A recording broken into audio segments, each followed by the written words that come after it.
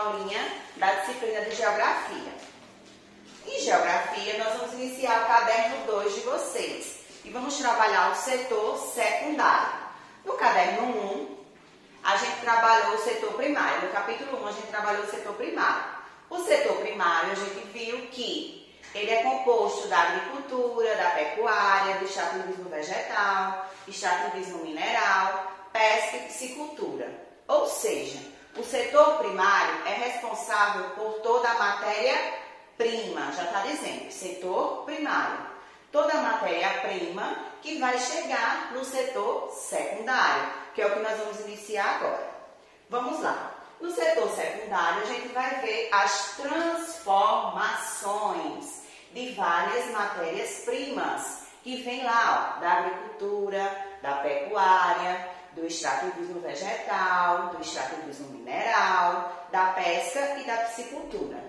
A matéria-prima deles vão ser transformada agora nesse setor secundário, que é o que a gente vai trabalhar. E a gente vai perceber que todos os setores da economia, eles funcionam juntos, eles são interdependentes, ou seja, um depende do outro. O setor primário, que produz a matéria-prima, depende do setor secundário, que vai fazer a transformação dessa matéria.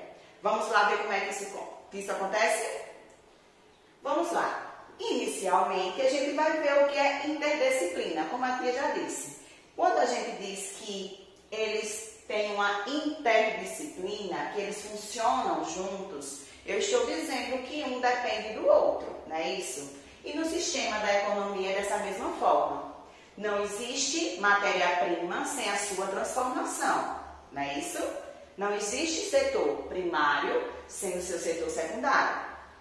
Eu trouxe aqui para vocês o mesmo exemplo ilustrativo que vocês têm no livro, que é a cadeia ilustrativa do leite.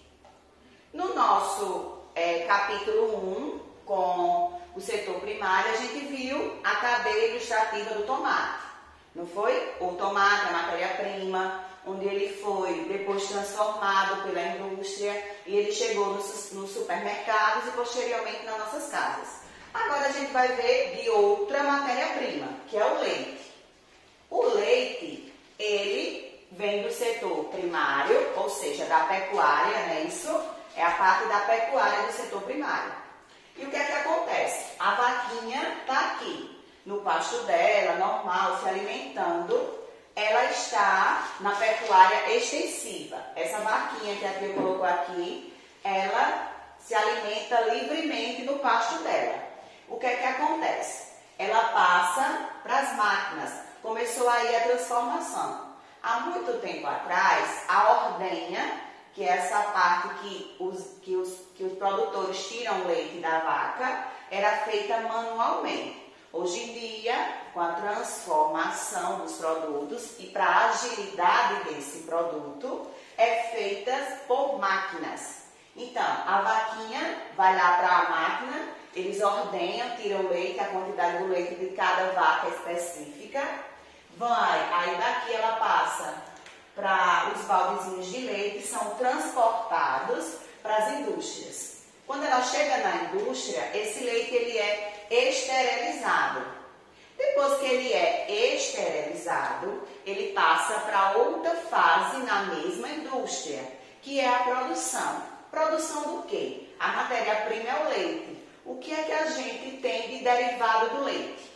Manteiga, queijo, iogurte, Danone, tudo isso e o próprio leite, de várias marcas e no nosso supermercado. Então, depois que esses produtos são feitos, eles são transportados novamente. Ó. Sai da indústria e vem para a parte do transporte, né? Feito manualmente por máquinas e a mão de obra humana.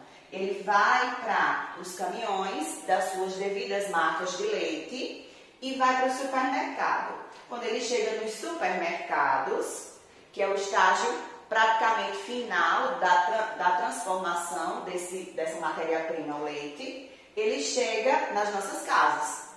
nas marcas que a gente costuma ter em nossas casas. Então, aqui a gente viu a cadeia ilustrativa do leite. O processo que ele passa, iniciando no setor primário e chegando no setor secundário.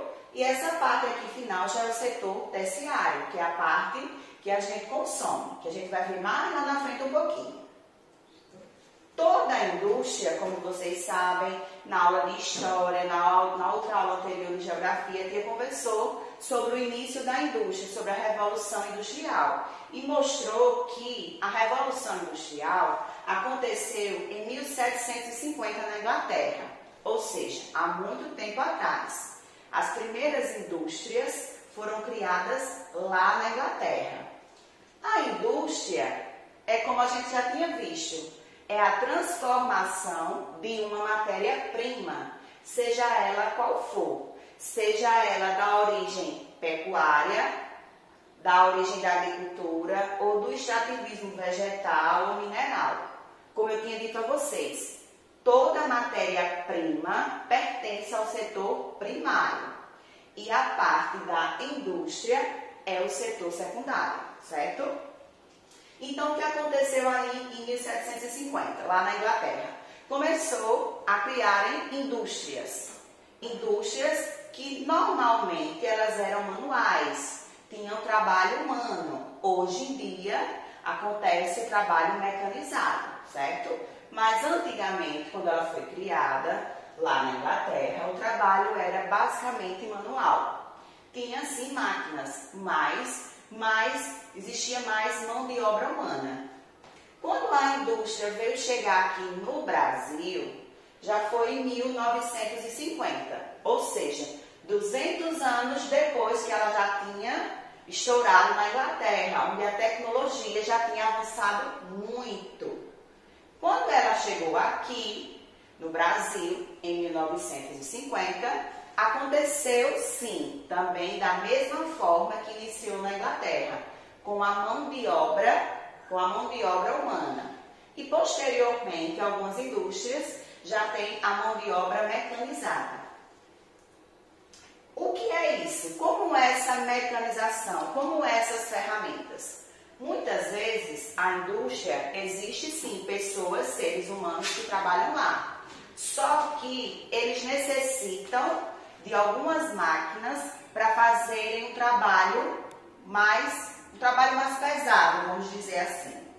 E o que é que acontece? Nessa indústria, que ela é mecanizada, que existe mão de obra humana também, existem pessoas que se especializam para utilizar aquelas máquinas.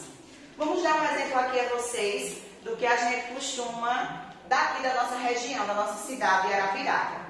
Nós temos o Coringa, ele é uma indústria, né? Uma indústria que tem como matéria-prima o milho, e lá dentro do Coringa existe a mão de obra humana e existe a mão de obra mecanizada, né? Isso que precisa dos especialistas, que são os seres humanos, para manusear aquelas máquinas. Lá na fábrica, acontece que a matéria-prima chega ao milho e ela é transformada em vários produtos. E depois de transformada em vários produtos, ela é transportada, não é isso? Para os supermercados e posteriormente chega nas nossas casas. Vamos ver aqui esse exemplo. Esse exemplo é uma fábrica de bolacha que recebe como matéria-prima o trigo. Não só o trigo, mas recebe os ovos, recebe o leite, porque na maioria dos biscoitos que a gente costuma se alimentar, existe os ingredientes lá. E quando vocês posteriormente vão ler lá atrás do produto que vê os ingredientes, conhecem as diversas matérias-primas que esse produto tem, para poderem chegar nas nossas mesas com o biscoito. Não é assim? Tem também, nessa parte da industrialização, a parte do artesanato. Muitas vezes a gente pensa assim, artesanato, tia, eu conheço artesanato, mas os artesanatos que eu conheço são basicamente feitos por artesãos, são manual. Exatamente. Existe sim algumas povoados indígenas que ainda trabalham com a manual, fazendo manual, os cestos manuais. Mas existe também algumas indústrias, principalmente de roupa, de tecido, a que a gente chama de indústrias têxteis. Elas trabalham com a matéria-prima, a seda, a fibra, e são utilizados, são artesãos também, mas eles utilizam máquinas para fazer aquele trabalho. Utilizam a mão de obra humana e também as máquinas, certo? Nessa imagem que vocês estão vendo aqui, é de um grupo indígena aqui no Brasil, que eles constroem os cestos dele de palha de coco, de coqueiro, e eles constroem manualmente. O que é isso? E fazem a parte de venda, a parte da economia deles, eles tiram dos produtos que eles fabricam nas aldeias. Vamos ver aqui agora. Quando a gente fala de mecanização, fala de tecnologia, não é isso? Não existe você falar de uma indústria sem expressar a tecnologia que existe nela. Quando a gente fala principalmente de indústria automotiva, a gente analisa e percebe que quando a gente fala desse tipo de indústria, a maioria das pessoas que trabalham nela são especialistas na área de computação. Eles trabalham com computadores, eles operam os robôs, porque carros e motos, hoje em dia, são todos feitos, montados por robô. Mas é uma área onde existe, sim, mão de obra humana ainda. Mas pessoas que se especializam para fazer aquele trabalho, para estar ali dentro daquela empresa, manuseando esses robôs. Temos também a área da construção civil. O que foi que a gente viu até aqui? A gente viu que o setor primário, ele precisa da matéria-prima para ser desenvolvida, transformada nas indústrias.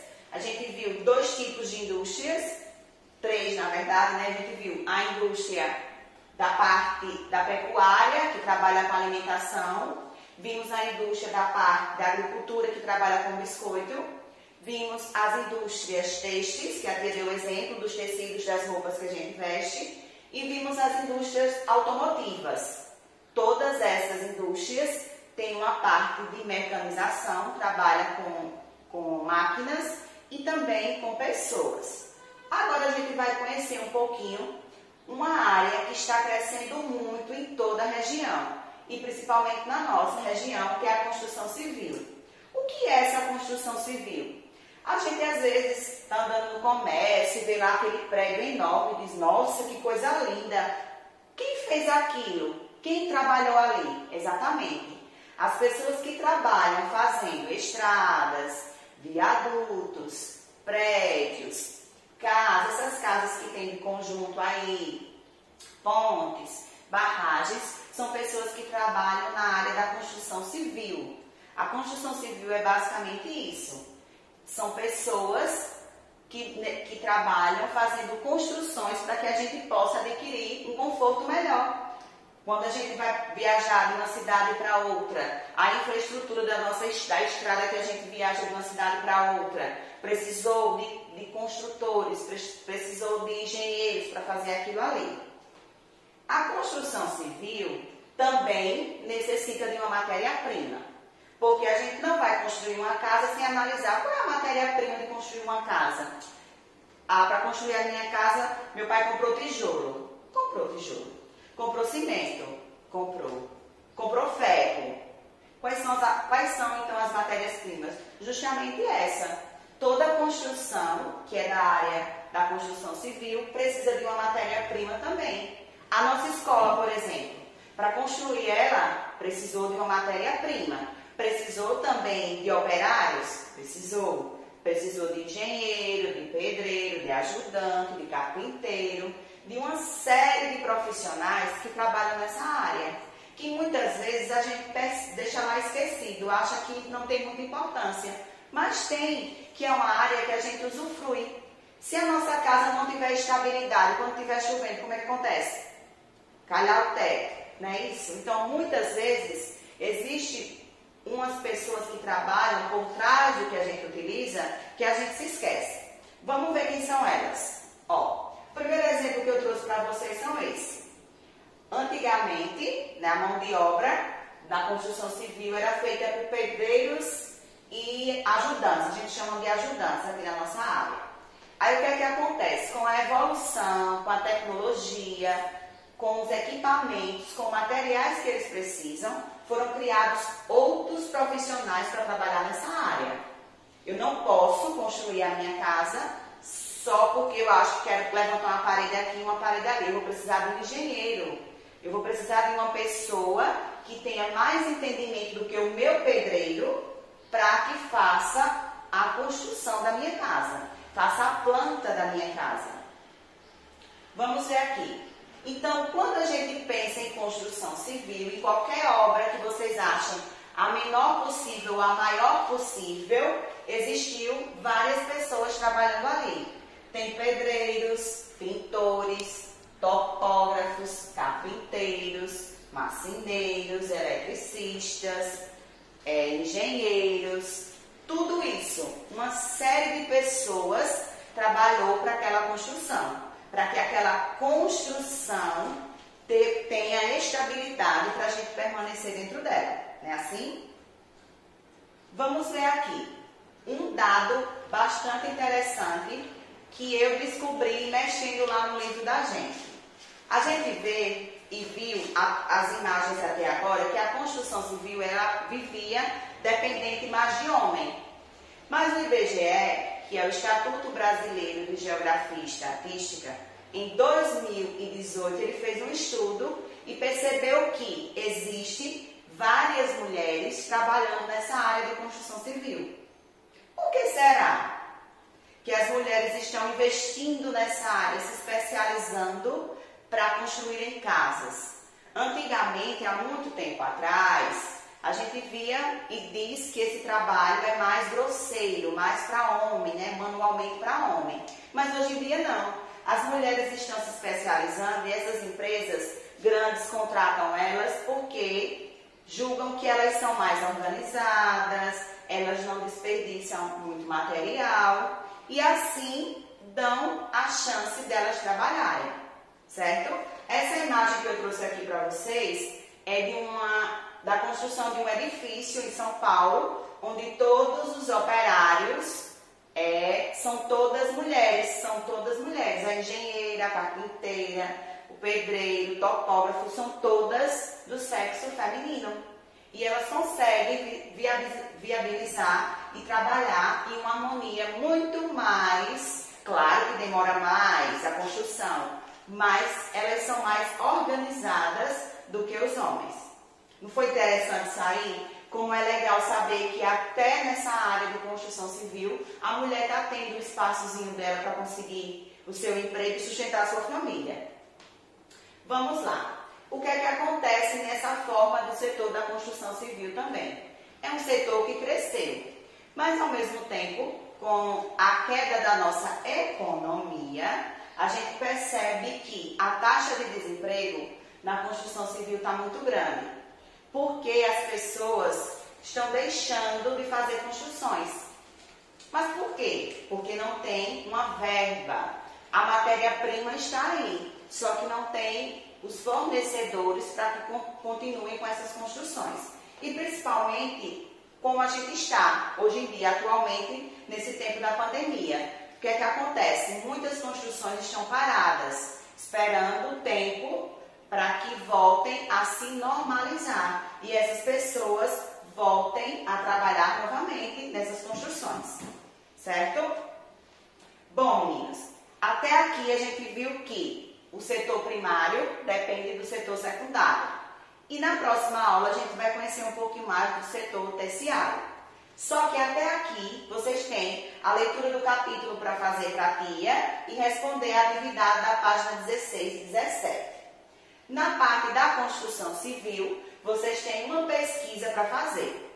Qual pesquisa é essa? Nessa parte, eu preciso que vocês pesquisem aqui pela internet se existe alguma empresa na área de construção civil que estão empregando mulheres, onde mulheres possam trabalhar. Posteriormente, depois dessa pesquisa, vocês têm a atividade da página 19 até a página 21, ok? Bom estudo para vocês. Espero vocês no próximo vídeo. Tchau, tchau!